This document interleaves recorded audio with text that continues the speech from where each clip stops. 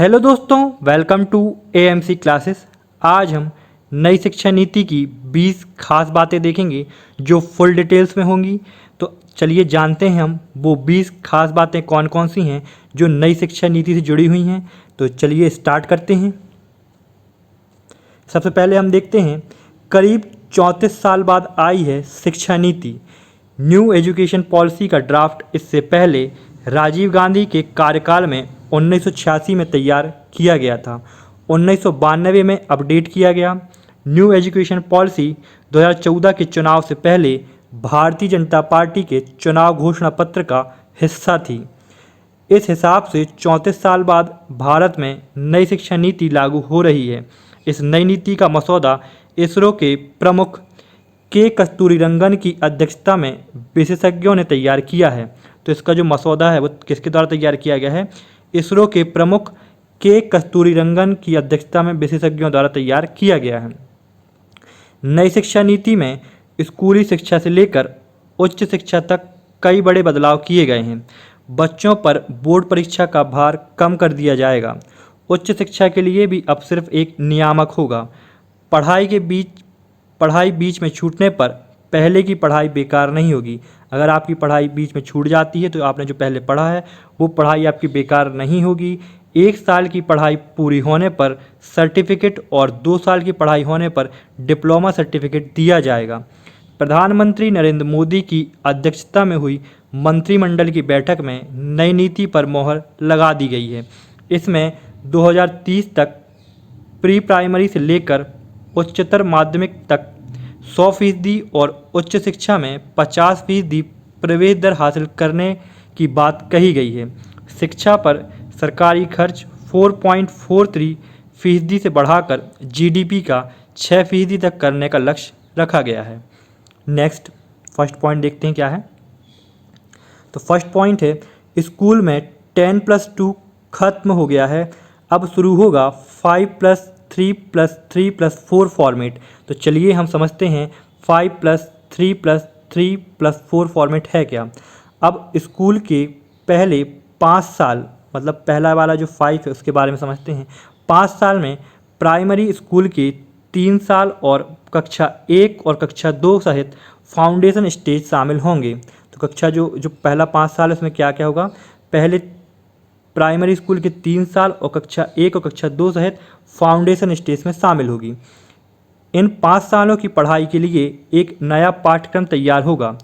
अगले 3 साल का स्टेज कक्षा 3 से कक्षा 5वीं तक का होगा। इसके बाद 3 साल का मिडिल स्टेज आएगा। ये वाला अब 3 देख रहे हैं हम, ये वाला 3, तीसरे नंबर का जो 3 है इसके बारे में। इसके बाद 3 साल का मिडिल स्टेज आएगा, यानी कक्षा 6 से कक्षा 8 तक का ये स्टेज होगा।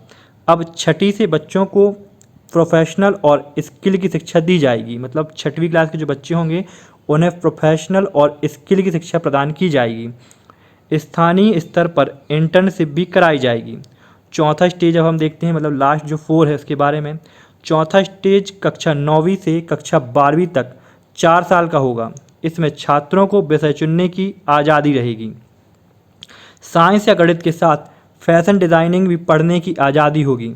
पहले कक्षा 1 से कक्षा 10 तक सामान्य पढ़ाई होती थी। कक्षा 11 से विषय चुने जाते थे। तो कक्षा 11वीं से क्या चुने जाते थे? विषय चुने जाते थे। पर अब क्या होगा? कक्षा 9वीं से ही विषय चुनने का मौका मिलेगा। अभी तक सरकारी स्कूल पहली कक्षा से शुरू होते हैं, लेकिन नई शिक्षा नीति लागू होने के बाद पहले बच्चे को 5 साल के फाउंडेशन स्टेज से गुजरना होगा। फाउंडेशन स्टेज के आखिरी 2 साल पहली कक्षा और दूसरी कक्षा के होंगे। 5 साल के फाउंडेशन स्टेज के बाद बच्चा तीसरी कक्षा में जाएगा, यानी सरकारी स्कूल में तीसरी कक्षा से पहले बच्चों के लिए 5 लेवल और बनेंगे। अब जानते हैं एज के बारे में। 5+3+3+4 में जो एज के बारे में बताया गया वो क्या है।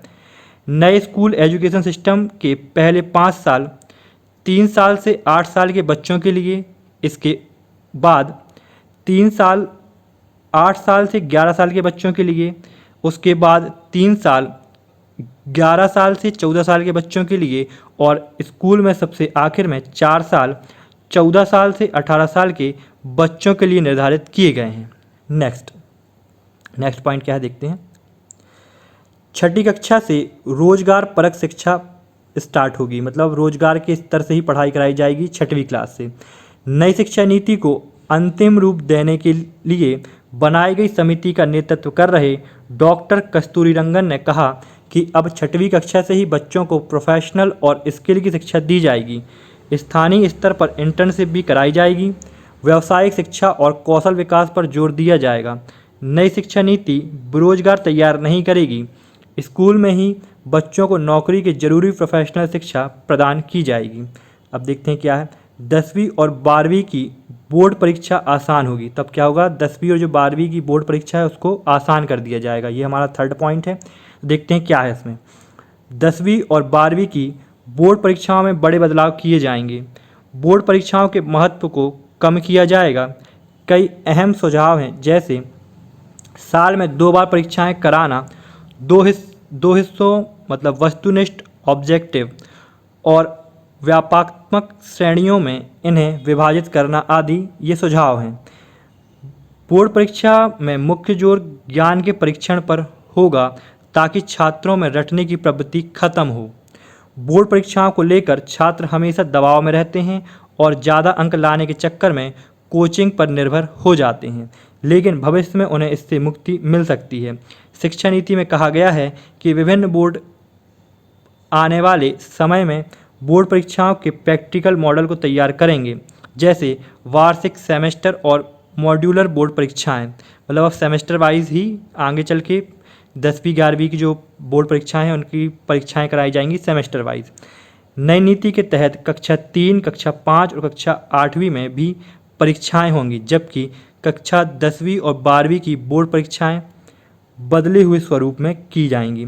तो जो नई नीति है उसमें कक्षा 3, कक्षा 5 और 6वीं में जो पहले से चली आ रही वो परीक्षाएं होंगी, बस 10वीं और 12वीं की जो बोर्ड परीक्षाएं हैं उसमें क्या किया जाएगा, बदलाव किया जाएगा। Next point.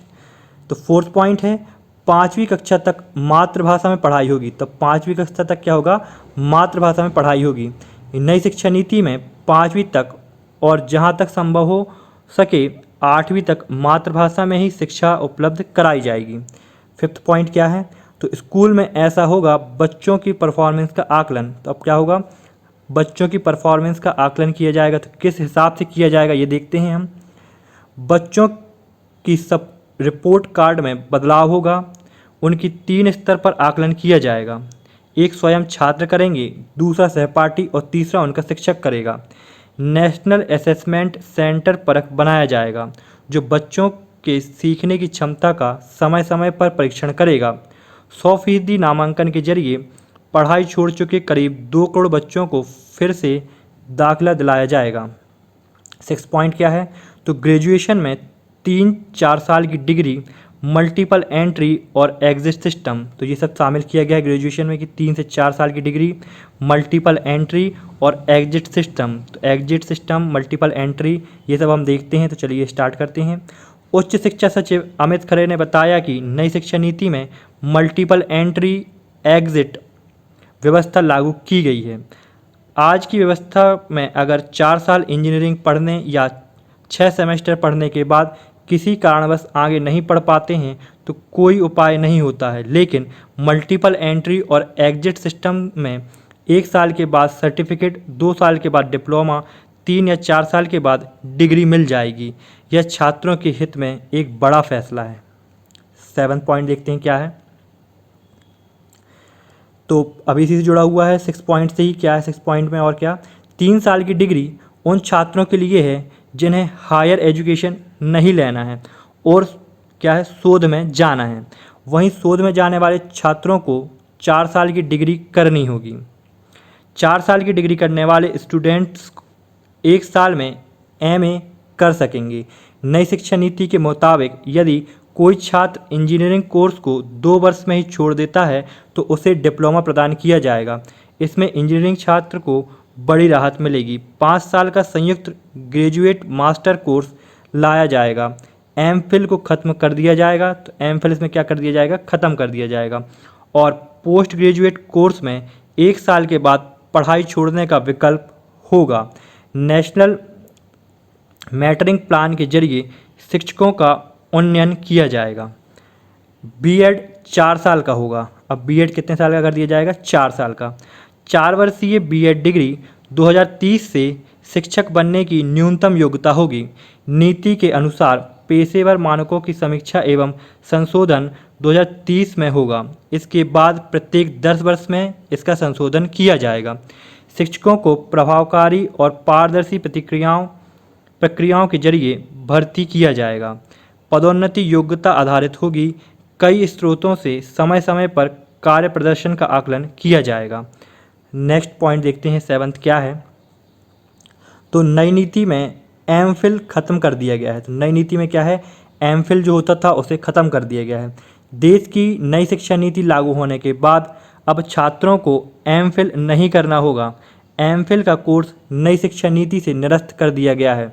नई शिक्षा नीति लागू होने के बाद अब छात्र ग्रेजुएशन, पोस्ट ग्रेजुएशन और उसके बाद सीधे पीएचडी करेंगे। 4 साल का ग्रेजुएशन डिग्री प्रोग्राम, फिर एमए और उसके बाद बिना एमफिल के सीधे पीएचडी कर सकते हैं। नई शिक्षा नीति के तहत एमफिल कोर्सेज को खत्म कर दिया गया है। इसे बड़ा बदलाव माना जा रहा है। तो ये सबसे बड़ा बदलाव क्या हुआ है कि एमफिल को खत्म कर दिया गया है। 8th पॉइंट क्या है? तो 8वें नंबर का जो पॉइंट है, खत्म होंगे यूजीसी, एनसीटीई, एआईसीटीई बनेगा एक रेगुलेटरी बॉडी। तो देखते हैं ये ख़त्म हो रहे हैं जो चीज़ें, यूजीसी, एनसीटीई और एआईसीटीई, और क्या है? Regulatory body. तो यूजीसी, एआईसीटीई का युग खत्म हो गया है। उच्च शिक्षा सचिव अमित खरे ने बताया कि उच्च शिक्षा में यूजीसी, एआईसीटीई, एनसीटीई की जगह एक नियामक होगा। कॉलेजों को स्वायत्तता देकर 15 साल में विश्वविद्यालयों से संबद्धता की प्रक्रिया पूरी तरह से खत्म कर दी जाएगी। 9वां पॉइंट क्या है? तो कॉलेजों को कॉमन एग्ज़ाम का ऑफ़र। तो कॉलेजों को दिया जाएगा कॉमन एग्ज़ाम का ऑफ़र। इसमें देखते हैं क्या है। नई शिक्षा नीति के तहत उच्च शिक्षण संस्थानों में प्रवेश के लिए कॉमन एंट्रेंस एग्ज़ाम का ऑफ़र दिया जाएगा। यह संस्थानों के लिए अनिवार्य नहीं होगा। राष्ट्रीय परीक्षा एजेंसी यह परीक्षा करवाएगी। नेक्स्ट पॉइंट देखते हैं क्या है। 10वां पॉइंट है, स्कूल में प्री प्राइमरी लेवल पर स्पेशल सिलेबस तैयार होगा। तो स्पेशल सिलेबस तैयार किया जाएगा प्री प्राइमरी लेवल पे। स्कूली शिक्षा सचिव अनीता करवाल ने बताया कि स्कूल शिक्षा और उच्च शिक्षा में 10-10 बड़े सुधारों पर मोहर लगाई गई है। नई नीति में तकनीक के इस्तेमाल पर विशेष ध्यान दिया गया है। प्री प्राइमरी शिक्षा के लिए एक विशेष पाठ्यक्रम तैयार किया जाएगा। इसके तहत 3 से 6 वर्ष तक की आयु के बच्चे आएंगे। 2025 तक कक्षा 3 तक के छात्रों को मूलभूत साक्षरता तथा अंक ज्ञान सुनिश्चित किया जाएगा। मिडिल कक्षाओं की पढ़ाई पूरी तरह बदल दी जाएगी। कक्षा 6 से कक्षा 8 के बीच विषयों की पढ़ाई होगी। अब देखते हैं 11वां पॉइंट। तो स्कूल कॉलेजों की फ़ीस पर नियंत्रण के लिए तंत्र बनेगा। तो अब जो स्कूल कॉलेजों की जो फ़ीस वसूली जाती थी उसके लिए क्या बनाया जाएगा? एक नियंत्रण तंत्र बनाया जाएगा। जानते हैं क्या है। खरे ने बताया कि उच्च शिक्षण संस्थानों को ऑनलाइन स्वतः घोषणा के आधार पर मंजूरी मिलेगी। मौजूदा इंस्पेक्टर राज खत्म होगा। अभी केंद्रीय विश्वविद्यालय, राज्य विश्वविद्यालय, डीम्ड विश्वविद्यालय और प्राइवेट विश्वविद्यालयों के लिए अलग अलग नियम हैं। भविष्य में सभी नियम एक समान बनाए जाएंगे। फीस पर नियंत्रण का भी एक तंत्र तैयार किया जाएगा। नेक्स्ट पॉइंट देखते हैं क्या है। 12वां जो पॉइंट है अपना, नेशनल रिसर्च फाउंडेशन की तैयारी। तो नेशनल रिसर्च फाउंडेशन तैयार किया जाएगा। देखते हैं क्या है इसमें। सभी तरह के वैज्ञानिक और सामाजिक अनुसंधान को नेशनल रिसर्च फाउंडेशन बनाकर नियंत्रित किया जाएगा। उच्च शिक्षण संस्थानों को बहुविषयक संस्थानों में बदला जाएगा। 2030 तक हर जिले में या उसके आसपास एक उच्च शिक्षण संस्थान होगा।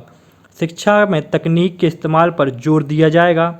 इसमें ऑनलाइन शिक्षा का क्षेत्रीय भाषाओं में कंटेंट तैयार कराना, वर्चुअल लैब, डिजिटल लाइब्रेरी, स्कूलों, शिक्षकों और छात्रों को डिजिटल संसाधनों से लैस कराने जैसी योजनाएं शामिल रहेंगी। अब देखते हैं 13वां पॉइंट क्या है।